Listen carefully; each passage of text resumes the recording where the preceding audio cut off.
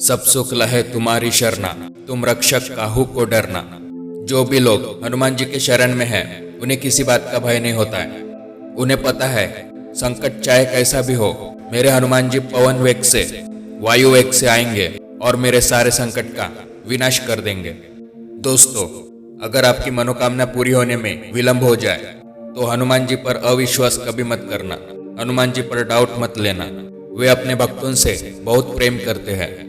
आप एक बार सच्चे दिल से मन क्रम वचन को पवित्र रख के उनके शरण में चले जाओगे तो आपको पता चलेगा कि प्रभु हमसे कितना प्रेम करते हैं। प्रभु के गुणगान को शब्दों में बयां नहीं किया जा सकता। वे बस भाव के भूखे हैं, विश्वास के भूखे हैं। अगर आप पूरा विश्वास उन पर करोगे और पूरी शरण उनके चले जाओगे और अपने आप को उनको समर्पित कर दोगे तो प्रभु हमारे इतने दयालु है कि आपकी झोली खुशियों से भर देंगे। संकट मोचन सिर्फ हनुमान जी को कहा जाता है, बाकी भगवान को संकट मोचन नहीं कहते। हनुमान जी एकमात्र ऐसे जागृत देवता है, वे संकट को दूर नहीं करते, वे संकट का विनाश कर देते हैं। आप एक बार उनका सच्चे दिल से नाम भी ले लोगे तो भी वे प्रसन्न हो जाते हैं। कवन सो काज कठिन जग माही, जो नहीं हो यतात तुम पाही। संकट कटे मिटे सब पीरा, जो सुमिरै हनुमत बलबीरा। हनुमान जी, हम नादान हैं, हम आपके छोटे से सेवक हैं। हमारी कोई गलती हो जाए तो हमें माफ कर देना। आपकी कृपा हम सब पर बनाए रखना प्रभु। जय श्री राम। दोस्तों, हनुमान जी की कृपा से और उनके आशीर्वाद से हमारे चैनल से 1000 हनुमान भक्त जुड़ चुके हैं।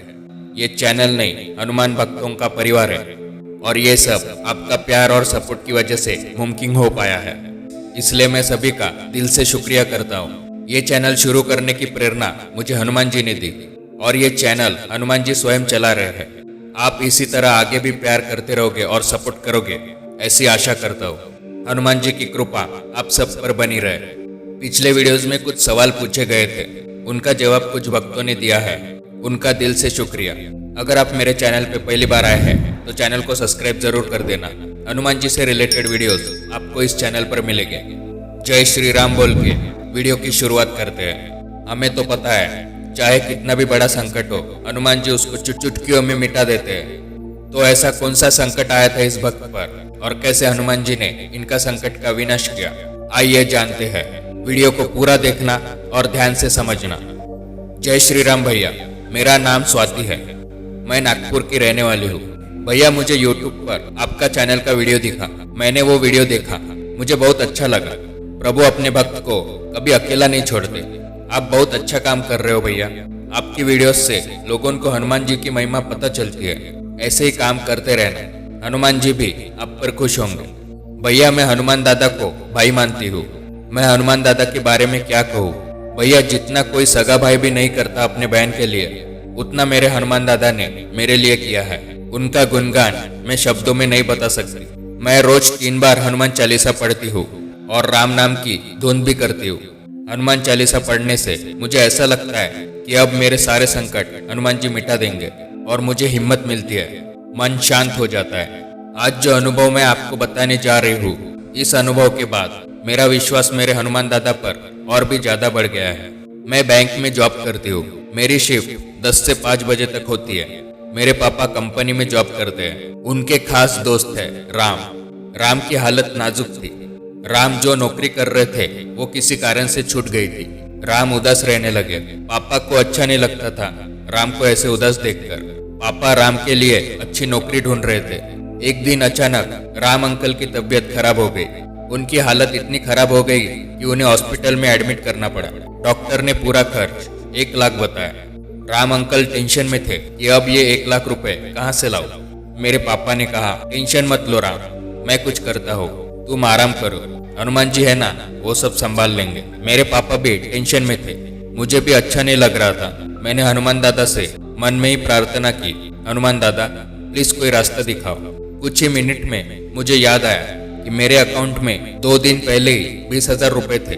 मैंने पापा से कहा, पापा मेरे पास 20,000 रुपए है, अभी उतने भर देते हैं, बाकी के अंकल को डिस्चार्ज हो जाएगा तब भर देंगे। लेकिन बाकी के 80,000 कहाँ से लाए ये समझ में नहीं आ रहा था। पापा को भी सैलरी नहीं मिली थी। मैंने तुरंत एटीएम से 20,000 रुपए निकाले और ऑटो से हॉस्पिटल जा रही थी। मेरे दिमाग में अलग अलग विचार चल रहे थे। मेरे पर्स में मैंने 20,000 रुपये रखे थे।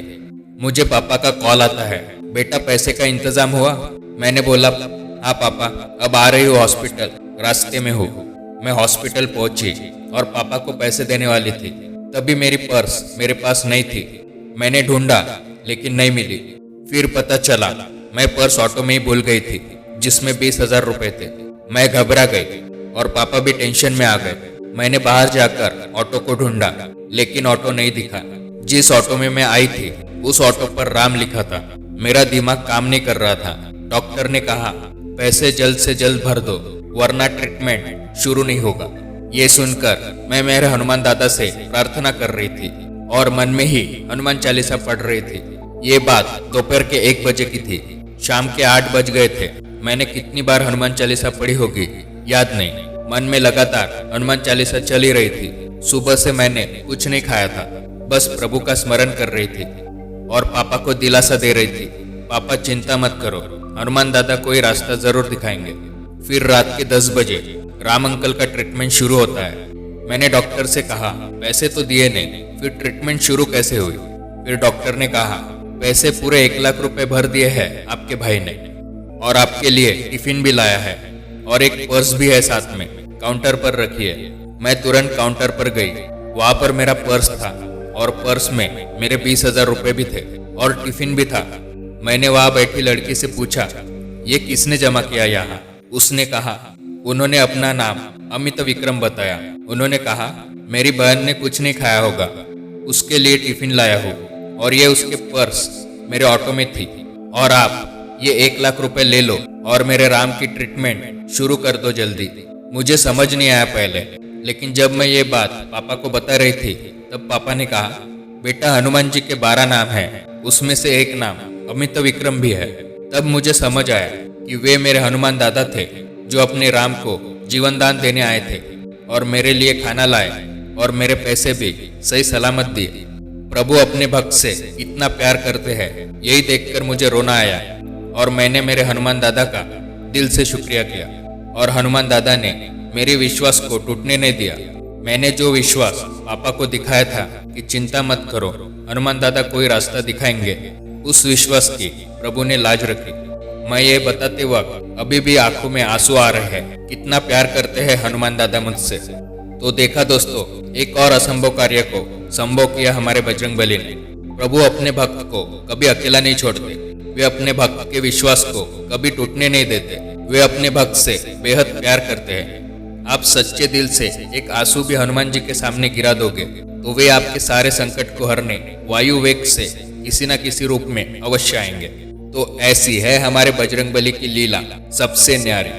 आपको यह अनुभव अच्छा लगा हो तो लाइक कर देना और ज्यादा से ज्यादा लोगों तक शेयर कर देना, ताकि हनुमान जी की महिमा ज्यादा से ज्यादा लोगों तक पहुंच सके।